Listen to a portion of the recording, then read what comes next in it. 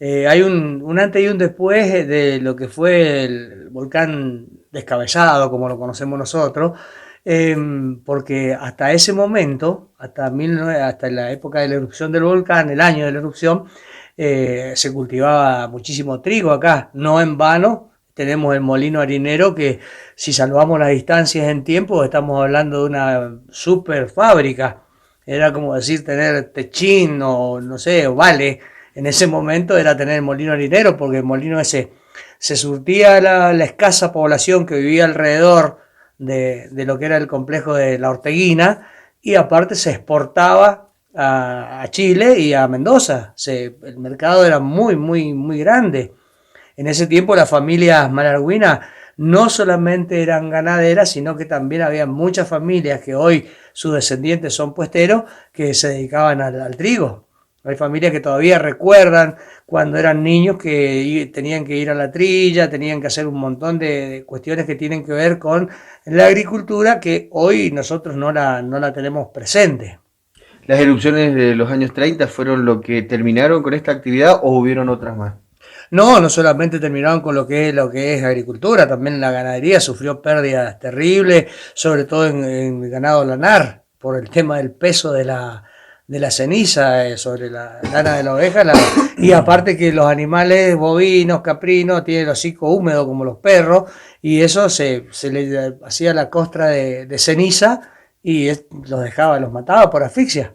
Esto es así, las pérdidas fueron muy, muy grandes en relación a lo que significó la erupción del volcán por los días que estuvo cayendo ceniza, las toneladas de ceniza que cayeron, que aún hoy uno sale a la zona rural y escarba abajo un algarrobo y va a encontrar ceniza volcánica, que a la postre, con el futuro, también tuvo una utilidad para lavar, fregar platos, etcétera, etcétera, pero en ese momento fue un verdadero desastre.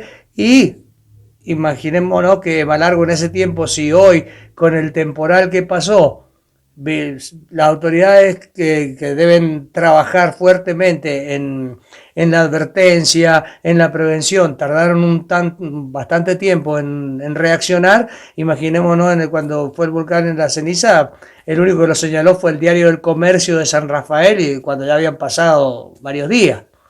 La gente inclusive pensaba, me contaba mi madre y mi abuelo, que la gente salía con los santos, con los crucifijos afuera, porque muchos pensaban que era el fin del mundo, que ya estaba todo terminado.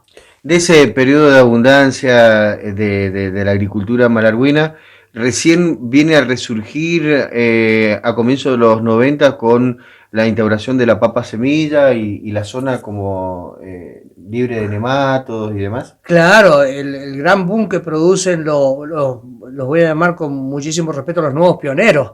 Gente que apostó por Malargüe en la producción de papa, semilla, en la producción de ajo, son los nuevos pioneros que los libros de historia, que seguramente no veremos en el futuro, los nombrarán con nombre y apellido y agradecerán la patriada que hicieron de instalarse en Malargüe.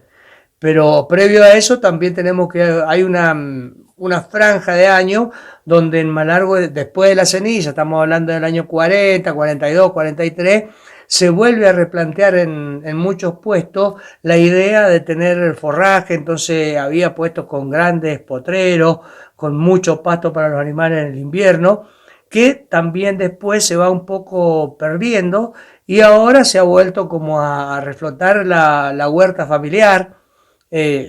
Culturalmente hay mucha gente que la tiene de años, no es que no haya dejado de cultivar la huerta familiar, pero estamos hablando en términos macroeconómicos.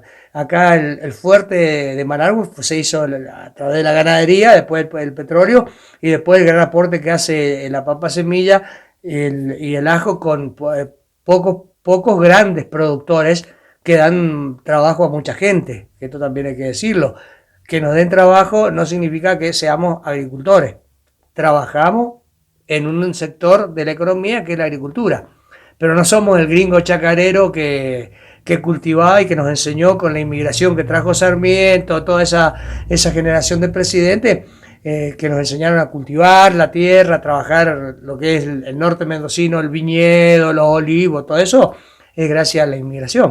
O sea que para resumir, el agricultor malarguino difiere mucho al de San Rafael, al del Oasis del Valle de Uco, al de General Alvear. Por supuesto, el agricultor primario, el de la casa, digamos.